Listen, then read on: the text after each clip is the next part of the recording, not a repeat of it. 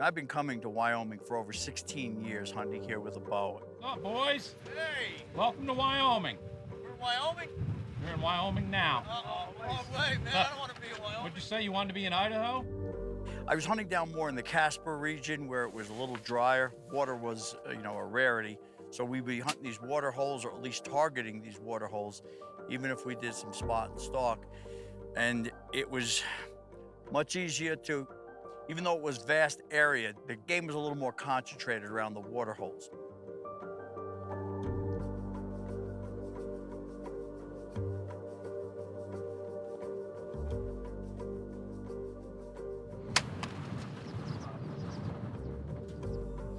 Oh, nice buck. Heavy, good cutters. This is the reason why you come to Wyoming. Take animals like this, just great genetics here. Heavy horn, good cutters, ivory tips, never been disappointed. When I came up here to this area to hunt, this is Riverton, I didn't realize how much irrigation they did here. So there's so much more water everywhere. There's a lot more food because everything's being irrigated, so there's food sources everywhere, water sources everywhere. So it made it a lot more difficult to hunt this. The varied landscape of Wyoming offers multiple ideal habitats for the multitude of species that thrive here.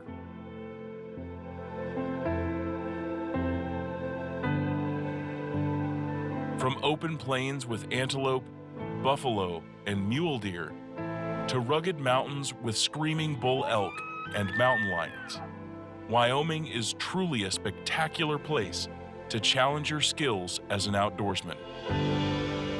For almost 2 decades, Gus has made the 1,900-mile journey from New York to Wyoming for an annual hunt. One of the things about hunting in Wyoming is the history of this land and the people that were here before us. And to be able to hunt it with archery equipment, although I'm not using a primitive bow, it's a compound bow, still the fact that there were people so many years before me doing the same thing in the same place on the same water holes. It's kind of a real cool feeling. With such a diverse landscape, no matter where you hunt in Wyoming, you're almost guaranteed to see animals. Riverton poses unique challenges for bow hunters. Wide open terrain will make getting a bow shot on a mature mule deer nearly impossible. However, after scouting the area with good friend Brian Tucker, Gus has an idea where he might find some mule deer on tomorrow's hunt. I like that hill behind it too. So I've known Gus for a few years now. We met through Outdoor Edge and David Block, Brad Lockwood. See each other every year at a few of the trade shows. Always get to talking, have a good time. Huge fan of his Crossfire product. Finally worked out. Gus was able to draw a tag and come out here and hang out with us in Wyoming. There's water up here. There's this big canal ditch up here for water, or the irrigation. Right. They pretty much have everything they need right here, right? It's kind of secluded, and a lot of people don't really realize that they're back here. I can see, yeah, look at that. See one. The hay being cut. There's probably deer laying out just over that. You just can't see it.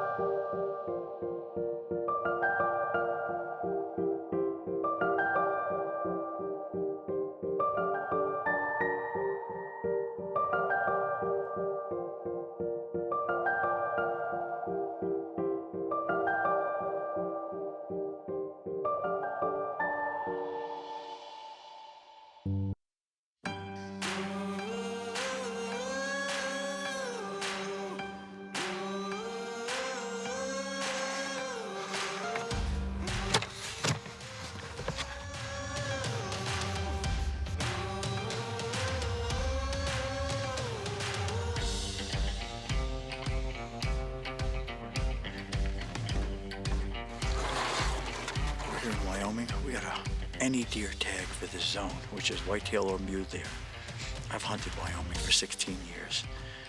Much drier area down south the Casper Way where water was a necessity. and it wasn't much water, so you could really target those water holes, set up in blinds or even get stalks. You had an idea where they were going. But when you look at how vast this is and how much agriculture is here, because they really irrigate this area, this is going to make a real challenging hunt. You know, any spot and stalk hunt is off the charts. This one's going to be definitely have its difficulties. We got some good agriculture, corn, alfalfa, and we have some real good private land and some walk-in land that we can hunt. But to try to get within bow range, there's just not a lot of cover. We got to use the terrain, maybe some of the drainage just to get close. Hopefully we could spot a deer. Once we spot one, hopefully he's on the property that we have permission on. And then the fun part's going to be getting there. But, you know, that's what these hunts should be about. No hunt is easy, but this one's going to really have its challenges. It's going to make it all that much more rewarding if I do score on a deer here. But we got a week. We're going to try every tactic we can. Hopefully we score.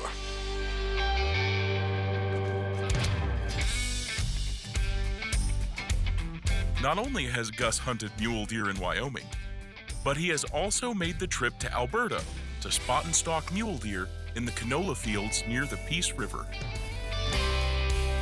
This is one of the most incredible hunts you'll ever be on. You're going to get the glass, world-class deer. You're going to get your binos on them, you're going to get a spotting scope on them, and it's going to seem like I found a world-class animal and I'm going to get to hunt him. You know, which is different than most hunts where you don't know if an animal's going to show up. These animals are here, and once you glass them, that's when the fun begins. Now you're going to start your stalk. You're going to be able to get in, I would say, to that 100-yard mark with little trouble. It's usually like that 100 to that 60 spot is where it becomes difficult. Somehow the wind is always something you have to play, but it swirls at times. The noise, and the visibility. For me, I'm hunting with a cameraman, so that's always a little bit more difficult. Double the noise, double the scent, but we've still gotten in tight on most of these deer. The best way to hunt these deer is to just wait them out, wait till they stand up. Now, I've had guys, especially I've hunted Wyoming for 16 years. We've attempted to, throw a rock way past the deer and have them stand up. Usually that doesn't work. They'll stand up and they'll bolt, then you won't get your shot. The key is lay up and wait for the deer to stand up.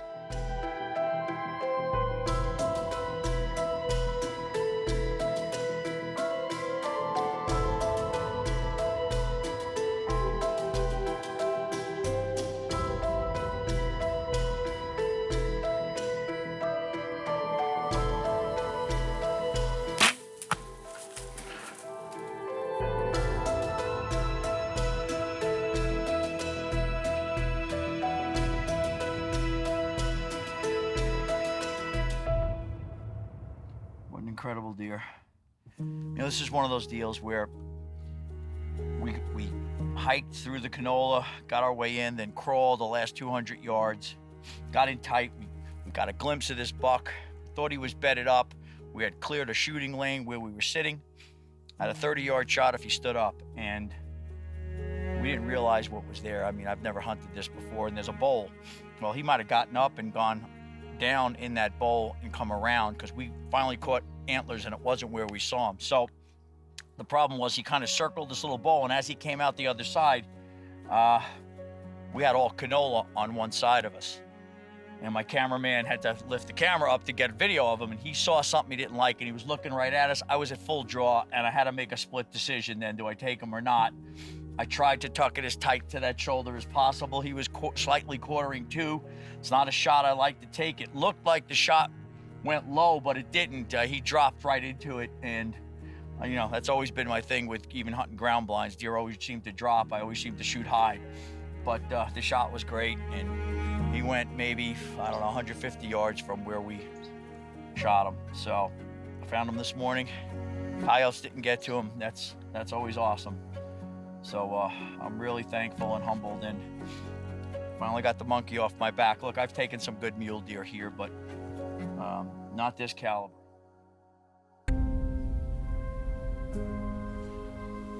Well, what we're doing here is we got up on this bluff late morning. Spent most of the morning on an agricultural field. There was some corn there, some alfalfa. We didn't see anything coming in or out of that, so There was no way to put a stalk on. We're coming up on this bluff, staying below the skyline. Hopefully we catch one of these deer leaving one of these agricultural fields, coming into this bottom here, which is all greasewood and sage. Bed up, feel comfortable. If we glass them, we might have a chance to put a stalk there, so at least there's some cover there we can get a stalk on. First is going to be spotting, which is going to be the tough part, but once we do that, the stalk is going to be even tougher. But hey, it's a challenge. We're up for it. Be here all week. Hopefully we get on one of these deer, bedding up, get a stalk on.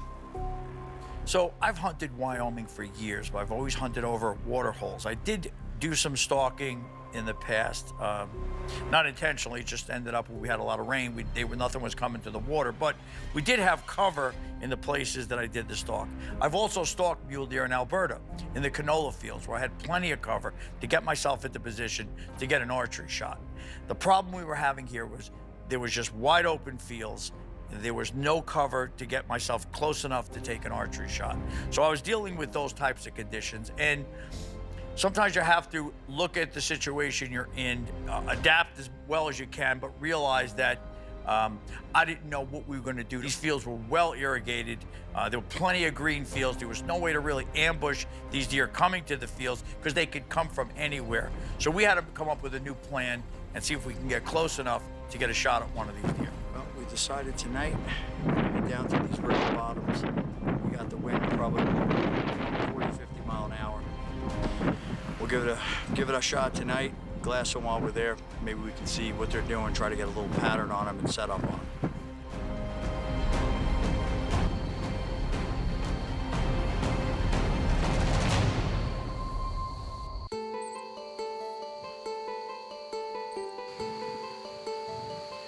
We side-hilled our way here. Stay away from being skylined. Got whitetails on this river bottom. The river's pretty low, but these deer have been hanging back in here, hugging these bottoms.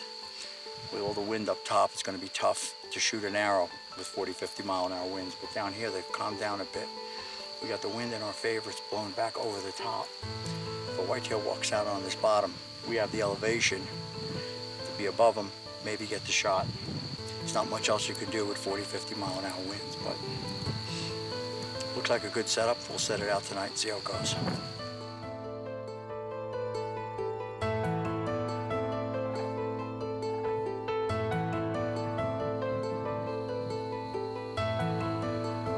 So again, you're seeing these deer in some different fields. We're checking them out. We're glassing these other fields. The problem with all of this was, how are we going to get close enough to get an archery shot? We thought about setting up ambush points. We get some pinch points where these deer were entering.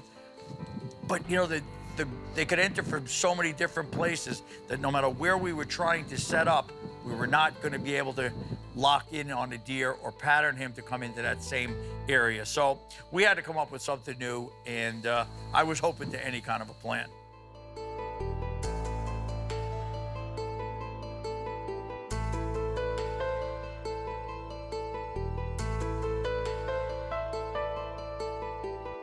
We switched things up this morning. We're in the ground blind. There was a good buck moving with a bunch of does.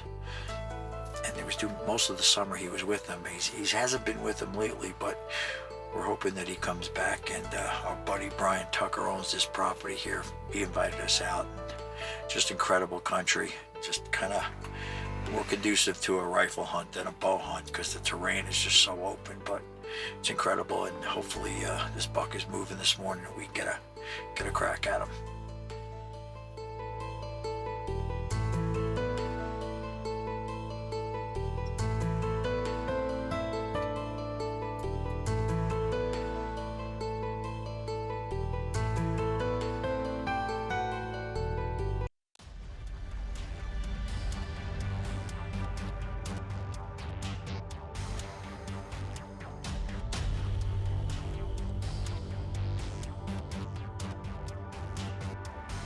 That was intense. Almost worked out perfectly. We have this one piece of property we're hunting on here, and there's a bunch of connecting properties that we don't have permission on. And there was a really nice alfalfa field down at the end. Well, they finally cut it. Before the season, Brian Tucker saw this buck on this property. Once that field got real high, they felt comfortable staying there. They cut the field, we jumped in this ground blind. Here they come, right down to the property. Came through an opening in the fence, but didn't really follow the script and walk in front of my window. I thought if we had that window open, they'd see us, maybe they'd spook. We thought they'd feed out in front of us. Didn't work that way. They kind of fed away from us. My cameraman took the camera off the tripod, got a video of them out that one corner. They never walked in my range. By the time I could see them, they're about 120 yards away. But I think this is a good plan set on these bucks. You know, there's 2 of them there that I think are shooters. So I think I'm gonna hang tight the next 3 days, see if we get one of these bucks to cooperate.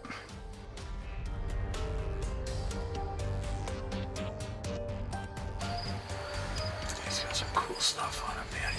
He's gonna be a giant. He's got some cool stuff on that one side. What a joke. Man, Torn. It's a nice looking buck. He's got great genetics. I just think he's really young. He's into 45 yards, but I think we're just gonna let him go. He's gonna be a hell of a deer. He's got great genes. You know, hunting for me has always been overcoming the obstacles, adapting to whatever I was dealing with on a hunt. I love going to places that I'm not familiar with, or I'm not well versed in hunting in that situation. I love to overcome them, or at least learn from that situation. That just means the most to me. That's why I spend so much time in Alaska, especially self-guided stuff. You're always going to deal with wild conditions, different types of things that you have to overcome, or maybe you're not comfortable with. I've hunted Wyoming for 16 years, but this was different than what I hunted before. This was definitely set up for a rifle hunt. To take an archery shot on a buck in Wyoming, like I said, there was so much food. We did have the ground blind set up. I think if you had the time, you possibly could get a shot at a deer with a bow, but this was one of those things where I learned from this experience. It was really cool to spend time with Brian, and hopefully I'm invited back. I might consider bringing back a rifle next time.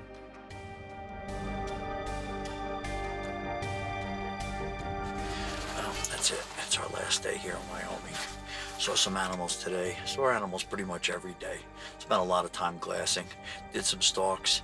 Spent some time in these ground blinds. These seem to work best. We got some good vantage points on property. We had permission. We did see a few bucks. One was a shooter. Just unfortunately, he didn't give us a shot, but we never seen him again. So it's just how it goes.